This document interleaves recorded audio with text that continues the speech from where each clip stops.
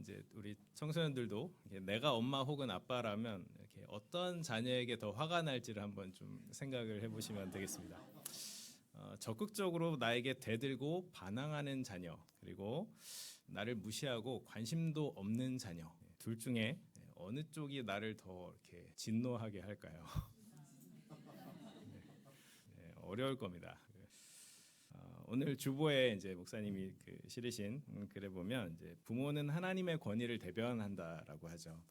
자, 그러면 이제 제가 방금 드린 이 질문에서 부모와 자녀의 항목에 하나님과 우리 사람을 대입하면 어떻게 될까요? 하나님께 대들고 반항하는 사람과 하나님을 무시하고 관심도 안 보이는 사람 중에 하나님은 어느 쪽에 더 진노하실까요? 우리 예전에 그 전도지인 사형리에 보면 마음에 예수님이 계시지 않은 사람은 죄인들이죠. 적극적일 때는 하나님께 반항하게 되고 소극적일 때는 하나님께 무관심하게 되는데 이것이 바로 성경에서 말하는 죄의 증거다. 이제 이렇게 표현하고 있습니다. 근데 이제 여기서 중요한 건 이제 어느 쪽이 더 분노를 유발하고 덜 하느냐 이제 이게 아니고요. 정말 중요한 것은 우리가 어느 쪽에 있건 하나님의 진노라는 것이 결코 이렇게 가볍게 생각하거나 그럼 그 정도 감당할 만하지라고 이렇게 생각하는 것 자체가 굉장히 위험한 일이라는 겁니다. 또 한 가지, 그런데 우리는 어쩌다가 이 두렵고 감히 누구도 피할 수 없는 이 하나님의 두려운 진노에서 건짐을 받았을까? 이 질문을 좀 생각을 해보면서 함께 말씀을 살펴보도록 하겠습니다. 오늘 본문 이제 우리가 읽은 본문은 이제 하나님의 진노와 심판에 대해서 이렇게 쭉 설명을 하고 있죠. 근데 이 본문 바로 앞인 1장 16절과 17절은 바울이 복음을 선포하는 어떻게 보면 로마서 전체의 이제 주제라고 할 수 있는 말씀이 16절과 17절에 있습니다. 자, 한번 찾아보죠. 자, 16절을 제가 읽겠습니다. 내가 복음을 부끄러워하지 아니하노니 이 복음은 모든 믿는 자에게 구원을 주시는 하나님의 능력이 됨이라. 먼저는 유대인에게요, 그리고 헬라인에게로다. 그리고 이어서 그 복음에 나타난 하나님의 의에 대해서 17절에서 이렇게 소개합니다. 복음에는 하나님의 의가 나타나서 믿음으로 믿음에 이르게 하나니 기록된 바 오직 의인은 믿음으로 말미암아 살리라 함과 같으니라. 즉 모든 믿는 자를 구원하시는 하나님의 능력이 복음에 있는데 복음에 나타나는 거죠. 근데 그것은 하나님께서 자기 백성들을 자신과의 올바른 관계, 바른 관계로 돌이키시는 적극적인 행동을 포함하고 있습니다. 그러니까 다시 말해서 복음이 하나님께서 자신의 의로 죄인들을 의인으로 바꾸셨다라는 놀라운 선언이라는 것이죠. 이 사실 당시 유대인들은 이 하나님의 의가 역사 속에서 나타나면, 그러니까 하나님께서 개입하시면 억압받는 그동안 강대국들 사이에서 이렇게 힘들게 있었던 그런 자신들의 권리가 바로 세워지고 더 크게는 옛날 그 다윗 시대의 영광을 회복할 수 있을 것이라고 기대를 했습니다. 그래서 자신들을 위한 그 하나님의 이런 정치적이고 세속적인 개입을 계속해서 고대하고 기다리고 있었어요. 그런데 바울은 이 하나님의 의로운 개입이라는 것이 그런 것이 아니라 예수 그리스도의 오심과 그로 인한 죄와 죽음에서의 영원한 속량이라는 이 설명을 하고 있는 겁니다. 근데 여기서 바울이 강조하는 것이 두 가지가 있는데 첫 번째는 하나님의 의는 하나님 편에서 완전히 은혜로 주시는 거기 때문에 오직 믿음으로만 얻을 수 있다라는 것이고, 둘째는 그 하나님의 의는 누구든지, 그러니까 유대인이건 이방인이건 상관없이 완전히 똑같은 조건에서 얻을 수 있다라는 겁니다. 왜냐하면 하나님 앞에서는 유대인이건 이방인이든 똑같이 기준 미달의 죄인이기 때문에 하나님이 그야말로 유대인만의 하나님이 아니라 모든 사람의 구원자가 되시려면 그분의 의도 역시 모든 사람에게 같은 기준으로 제공되지 않으면 안 되기 때문이죠. 그리고 이어지는 오늘 본문이 이 하나님의 의가 우리에게 없으면 안 되는 이유, 즉 우리에게 복음이 필요한 이유를 설명해 줍니다. 우리에게 하나님의 의가 필요한 이유는 한마디로 말해서 모든 사람이 하나님의 진노 아래에 있기 때문입니다. 이 당시 유대인들이 기다리던 그 메시아가 이 땅에 오시면 자기들이 권세를 누릴 줄 알았지만 실제로 메시아가 오셨을 때 그들은 전혀 알아보지도 못했고 오히려 그 자신들의 구원자를 거부하고 배신하고 외면했고 심지어는 죽여버렸습니다. 이런 그들의 반응과 행동은 결국 모든 사람은 하나님 앞에서 구제불능의 죄인이라는 사실만 증명할 뿐이죠. 이와 같이 하나님의 공의가 정작 드러났을 때 모든 사람은 예외 없이 그 하나님의 진노 아래서 영원한 심판을 받을 수밖에 없는 죄인이라는 것이 증명이 된 겁니다. 이런 죄인들의 피할 수 없는 운명은 어떻게 보면 하나님을 떠난 인간의 비참한 상태를 단적으로 보여주는 것이죠. 창세기 3장 이후에 이스라엘의 모든 역사 끝까지 인류의 모든 역사는 결국 하나님을 떠난 인간이 얼만큼 망가질 수 있는지, 얼만큼 죄인인지, 얼만큼 악해질 수 있는지를 보여주는 그 정점이 예수 그리스도의 십자가 사건이죠. 자신의 구원자인 하나님을 죽여버릴 만큼 죄인이라는 겁니다. 바울은 이런 절망적인 상태에 있는 자들의 특징을 18절에서 경건하지 않음과 불의로 요약하고 있죠. 경건하지 않음은 하나님과 인간 사이의 잘못된 관계를 말하고 있습니다. 그리고 불의는 그 잘못된 관계로 인해서 파생된 사람들 사이에 무너진 관계를 말합니다. 그러니까 하나님과의 단절된 그 관계가 결국 다른 모든 관계의 파괴와 단절의 원인이 된다라는 것이죠. 오늘 본문은 크게 세 부분으로 나눌 수가 있습니다. 첫 번째 부분은 18절부터 20절인데 바울이 하나님의 진노가 나타남을 선언하고 그 진노가 왜 정당한지를 설명하고 있습니다. 얼핏 보면 이제 선하시고 오래 참으시는 그 사랑의 하나님께서 동시에 사람들을 향해서 진노하시고 정죄하시는 것이 어딘가 어색해 보이기도 합니다. 그러나 진노하시는 것도 거룩하신 하나님의 성품 중에 하나가 분명합니다. 여러분, 참된 선함이라는 것은요, 악을 미워하는 겁니다. 그리고 참된 거룩함은 죄를 소멸하는 것입니다. 그렇기 때문에 하나님은 선하시고 의로우시고 거룩하신 분이시죠. 그렇기 때문에 그렇지 못한 사람들을 향해서 진노하시고 심판하시는 것이 당연한 것이고, 또 이 공의로 온 우주를 심판하시는 분은 마땅히 그렇게 공의롭고 공정하셔야 된다라는 것이죠. 문제는 우리가 모든 사람들이 그 하나님의 진노하심 아래, 그 하나님의 완전한 공의 아래 기준을 통과할 수 없는 자들이었다라는 겁니다. 18절에 보시면 사람들이 경건치 않고 불의를 행하며 진리를 막는 것이 하나님께서 진노하시는 이유죠.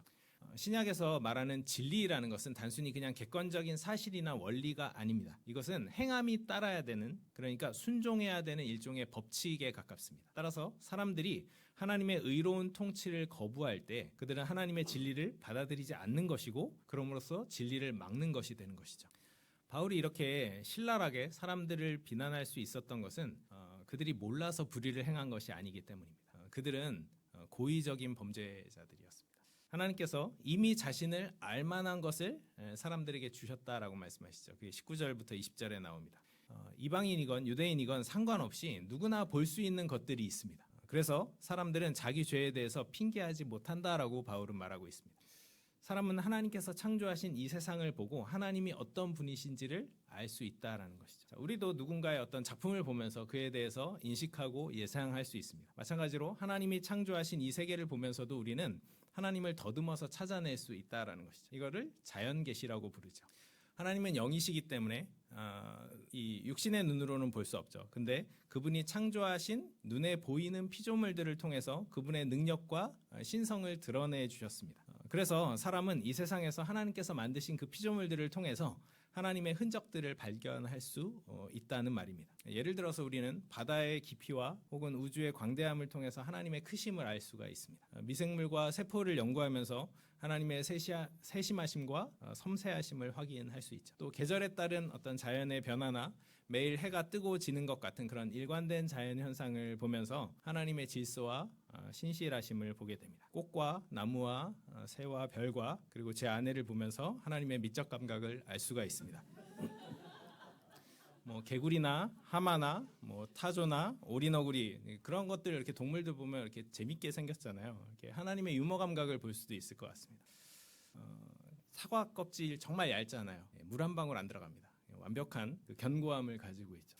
수박을 먹으면 이제 겉으로는 이제 푸르딩딩하고 이렇게 두꺼운 그 껍질 속에 아주 빨갛고 아삭한 단맛을 주는 수박, 반전 매력이 있습니다. 이렇게 눈에 보이는 그 피조물에는 그것을 만드신 하나님을 드러내는 힌트들이 있다라는 거죠. 어렵지 않게 찾을 수 있도록 숨어 있습니다. 게다가 눈에 보이지는 않지만 하나님께서 역시 만드신 이 세상의 원리와 자연 법칙도 있죠. 하나님은 물리법칙뿐만 아니라 인과율을 통해서도 이 세상을 다스리십니다. 예를 들어서 농사를 짓기 위해서 필요한 그 법칙이 있죠. 그 법칙을 어기면 풍성한 추수를 기대할 수가 없습니다. 건축 법칙을 어기면 그 건물은 제대로 지어질 수 없거나 무너질 겁니다. 건강의 법칙을 어기면 병을 얻게 되기가 쉽습니다. 이런 원리를 생각을 하면 하나님의 법칙을 어긴 채로 우리가 행복하고 만족스러운 삶을 사는 것은 불가능하죠. 바울은 지금 이렇게 말하고 있는 겁니다. 여러분 세상을 보십시오. 그것이 어떻게 이루어졌는지를 한번 살펴보십시오. 그러한 세상에서 하나님이 어떤 분이신지를 알게 될 것입니다. 라는 것이죠. 자연에 나타난 하나님에 대한 이런 증거는 너무 분명하고 또 항구적이어서 몰랐다고 변명할 여지가 없다라는 것이죠. 그런데 그럼에도 불구하고 자연 계시의 한계는 분명합니다. 그러니까 자연에서 발견할 수 있는 그 하나님이 우리가 이제 보기에 이런 자연을 만들어 놨다면 이런 어떤 지적인 설계자가 반드시 있을 것이다. 이게 우연의 산물일 리가 없다. 그래서 어떤 궁극적인 통치자 내지는 창조주를 더듬어 찾아낼 수 있죠. 그것도 역시 분명한 하나님에 대한 바른 인식이죠. 근데 이런 한정된 지식만으로는 그 절대적인 존재가 성경에서 말하는 그 하나님인지까지 연결이 되지는 않죠. 그러니까 결국은 성경에 나타나는 그 특별한 계시, 하나님과의 이 개인적이고 친밀한 관계를 맺을 수 있기 위해서는 그 특별 계시가 필요하다라는 겁니다. 그래서 결국엔 이 당시 사람들은 하나님을 성경의 하나님으로 알아서 그분을 영화롭게 하고 감사하는 대신 자신들의 지식을 왜곡해서 우상숭배에 빠졌다라고 진술하고 있습니다. 그 이야기가 오늘 본문의 두 번째 부분인 21절부터 나타납니다. 21절부터 31절은 사람들이 하나님의 진리를 불의로 어떻게 막았는지를 이렇게 더 구체적이고 이 세세하게 기술하고 있습니다. 그리고 그에 따른 결과를 몇 가지를 뽑아내고 있죠. 그것은 창조주 하나님의 분명한 증거를 거부하고 그 지식을 우상숭배로 바꾸는 행동으로 나타났습니다. 아담과 하와 이후에도 사람들은 한동안 하나님을 알았겠죠. 우리 조상들의 그 할아버지 할머니 뭐 이렇게 쭉 하면서 그 하나님.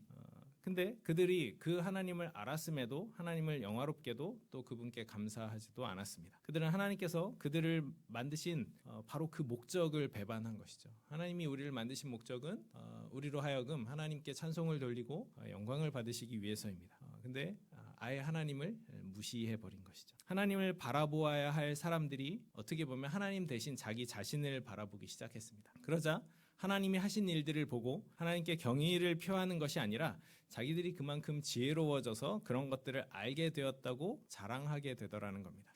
처음에 아담과 하와가 선악과를 먹고 눈이 밝아지고 지혜로워져서 자신들의 벗은 몸을 알아차린 것처럼 하나님께서 처음에 만드시고 보시기에 아름답다고 감탄하셨던 그들의 몸을 부끄럽게 여기고 가렸던 것처럼 잘못된 지혜, 왜곡된 지혜로 세상을 바라보고 자기 자신을 바라보기 시작한 겁니다.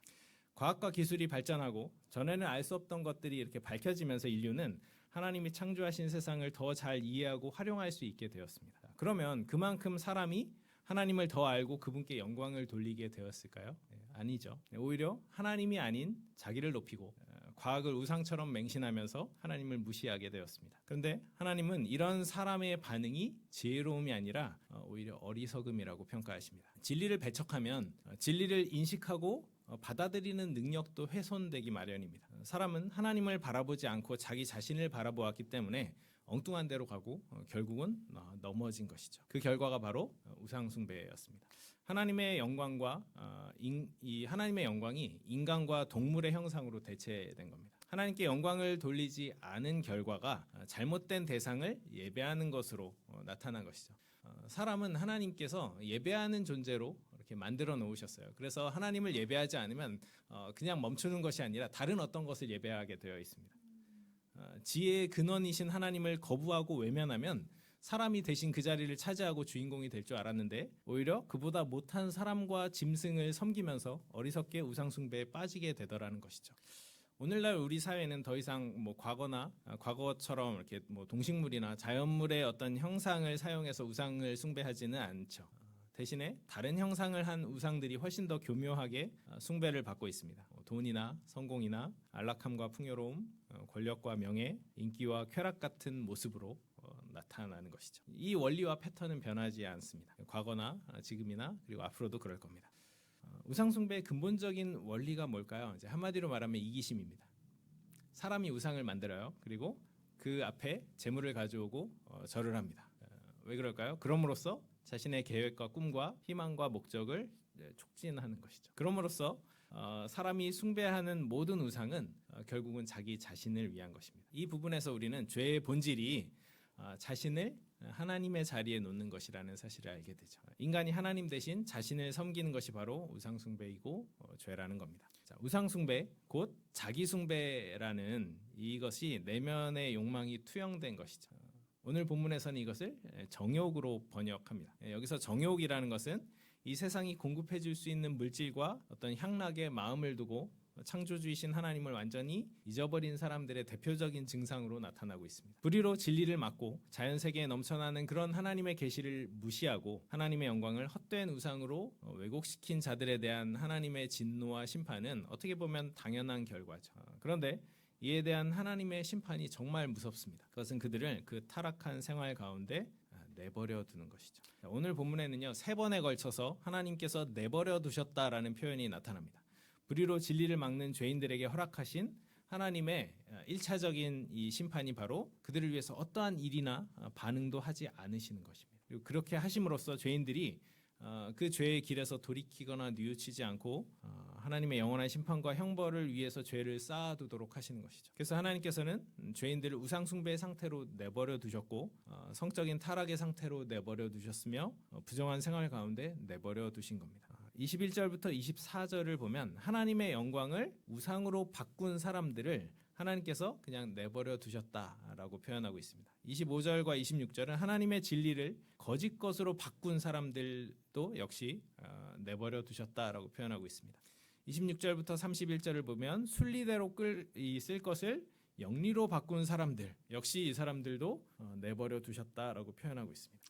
24절을 보시면 접속사 그러므로로 시작을 하고 있죠. 이거 앞에 진술했던 내용을 받는다는 겁니다. 그러니까 하나님의 심판이 앞에서 진술했던 이 사람들의 불의함에 대한 자연스러운 결과이자 결국은 자업자득이라는 것이죠. 그래서 하나님께서 죄인들에게 적극적으로 형벌을 내리시거나 어떤 판결을 내리시지 않아도 사람들은 자기들이 범한 그 죄의 결과를 결국은 스스로 받아들여야 되는 것입니다. 하나님께서 무섭게 심판하시지 않고 그냥 놔두신다고 해서 안심해서는 안 된다라는 것이죠. 그거는 정말 두려운 일이기 때문입니다. 하나님을 떠난 인간은 어리석고 미련해서 스스로 자기 무덤을 파고 파멸의 길로 들어갑니다. 그들은 하나님 보시기에 가치 있거나 어떤 올바른 삶을 살 수 있는 능력이 전혀 없습니다. 여러분, 자기 인생을 이렇게 처음부터 망치려고 의도하는 사람이 어디 있겠습니까? 다 누구나 한 번뿐인 인생을 더 잘 살아보려고 노력합니다. 그래서 열심히 공부하고 열심히 일을 하고 내 인생을 위해서 더 좋은 선택을 하려고 애를 쓰고 열심히 살아갑니다. 대부분은 아마 성실하게 살아갈 겁니다. 근데 그렇게 사람들이 평생 애를 쓰고 고민하면서 열심히 노력해서 얻은 인생의 결과가 뭐냐면 정욕을 따른 더러움이고 부끄러운 욕심이고 상실한 마음이라는 것이죠. 오늘 본문의 마지막 부분이자 결론인 32절은 이렇게 하나님께서 내버려 두신 자들이 받게 될 최종 판결이 사형이라는 것을 밝힙니다. 그런데 그런 판결을 받는 사람들의 반응은 마지막까지 반성하지 않는다라는 것이죠. 마치 예수님의 비유에서 그 바깥 어두운 데로 쫓겨나서 슬피 울며 이를 가는 그 사람들, 이를 가는 이는 어떨 때 이를 갈죠. 억울하거든요. 나는 잘 살았는데, 나는 여태까지 성실하게 살았는데 왜 나에게 이런 일이? 그들은 하나님께서 이 정하신 공의로운 심판을 32절의 표현대로 하면 알고도 행하고 또 그런 행동을 하는 사람들을 서로 지지하며 동조합니다. 그러니까 그들은 끝까지 스스로 안다고 고집을 부리는 자들이라는 것이죠. 오늘 본문에 자주 등장하는 단어가 2개가 있습니다. 하나는 앞에서 소개했던 내버려 두었다라는 것이고요. 다른 하나는 알다라는 겁니다. 19절에 보면 하나님이 자신을 알만한 것을 만들어 주셨죠. 그리고 만물 안에 그분의 능력과 신성을 20절에 보면 이제 알려지도록 하셨습니다. 근데 사람은 21절에 하나님을 알되 하나님께 영광을 돌리지도 그분께 감사하지도 않았습니다. 그리고 32절에 보시면 그 하나님의 심판과 진노를 알고도 자기들의 어리석은 지혜를 의지해서 살아갔죠. 마치 사춘기인 아들이 부모님께 반항하면서 엄마가 뭘 알아? 내가 알아서 할게. 참견하지 마세요. 이제 그러고 이제 문 쾅 닫고 나가버린다고 한번 이렇게 그 생각을 해보세요. 그런 모습이랑 좀 비슷하지 않을까요? 그렇게 나가서 멋대로 지내는 것이 이렇게 뭐 자유롭고 낭만적인 것처럼 보이기도 합니다. 근데 이제 우리가 다 경험했던 것처럼 흑역사로 남을 겁니다. 네, 두고두고 후회하게 될 겁니다. 자, 그러면 그럴 때 좋은 부모님은 어떻게 대처하실까요? 뭐 가벼운 반항이나 위험하지 않은 일탈이라면 이렇게 다시 깨닫고 돌아올 것을 자녀를 믿고 기다려줄 수도 있을 겁니다. 근데 이제 정말 위험하거나 어떤 심각한 범죄를 저지르려고 한다면 글쎄요, 이제 좀 다소 과격하고 거친 언행을 사용해야 할 수도 있겠지만 이제 밖으로 나간 자녀를 이렇게 찾아서 좁혀서라도 이렇게 집으로 데려오고 또 이제 안전하게 지켜주는 것이 자식을 정말로 위하고 아끼는 부모이지 않을까 싶습니다. 근데 그렇게 하시라는 얘기가 아니라 하나님께서 우리에게 하신 일이 바로 그거라는 겁니다. 앞에서 말한 것처럼 사람은 하나님께서 가만 놔두시면 이렇게 저절로 죄악으로 치닫는 본성이 있어요. 그래서 우리도 하나님께서 내버려 두셨다면 얼마든지 그 죄의 비참한 상태에 머물러서 하나님의 진노와 심판을 기다릴 수밖에 없는 처지였다라는 것이죠. 근데 하나님이 그런 우리를 내버려 두지 않으시고 관성에 따라서 막 죄악으로 굴러가는 그런 우리를 강한 팔로 붙드셔서 하나님의 자녀가 되게 해주셨고 그 결과 우리는 지금 이 자리에서 함께 하나님께 경배하며 어떻게 하나님을 영화롭게 할 수 있을지를 고민하고 애쓰는 그런 삶을 살게 된 것이죠.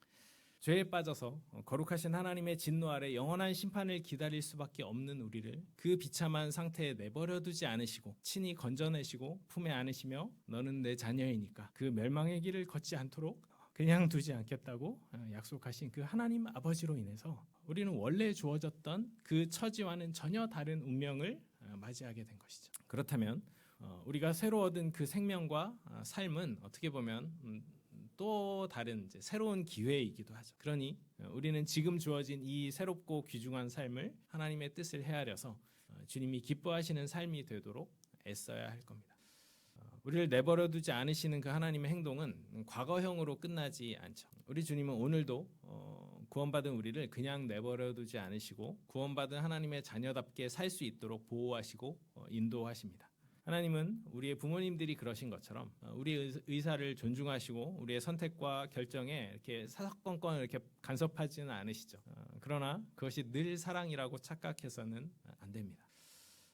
철이 든다는 것은 부모의 마음을 이해하고 알게 되는 것이죠. 아이였을 때는 부모님이 세상에서 가장 큰 존재였다가 커가면서 점점 부모님을 가볍게 봅니다. 그러다가 나이가 들고 자기도 부모가 되면 새삼 부모님의 크심을 다시 알게 되는 것이 그게 바로 철이 드는 것이죠. 만약에 우리가 지금 하나님을 너무 가볍게 보고 있다면 우리는 아직 철이 덜 든 겁니다. 우리가 정말로 철이 들면 하나님께서 지금도 우리를 내버려 두지 않으시는 것이 참으로 큰 은혜이고 사랑이라는 것을 깨닫고 기뻐할 겁니다. 그리고 그냥 어떤 내가 필요할 때 내가 도움을 얻고 싶을 때만이 아니라 우리의 전 일생 가운데 그분의 간섭과 도우심을 진심으로 바라고 구하게 될 겁니다.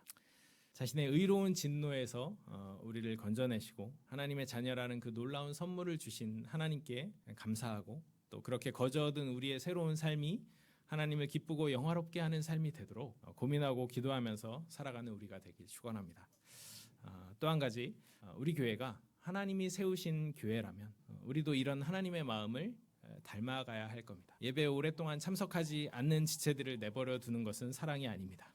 사랑에 대한 의심으로 하나님에 대한 의심으로 신앙에서 떠나려 하는 지체를 내버려 두는 건 쿨한 것이 아닙니다. 살면서 겪는 어려움으로 절망하고 낙심한 지체를 내버려 두는 것도 사랑이 아닙니다. 하나님께서 우리에게 그렇게 하신 것처럼 우리의 동료와 이웃을 그냥 내버려 두지 않고 사랑과 선행으로 서로를 격려하며 그리스도의 아름다운 몸을 이 땅에서 함께 이루어내는 참된 교회가 되길 우리 주님의 이름으로 축원합니다. 같이 찬송 부르시겠습니다.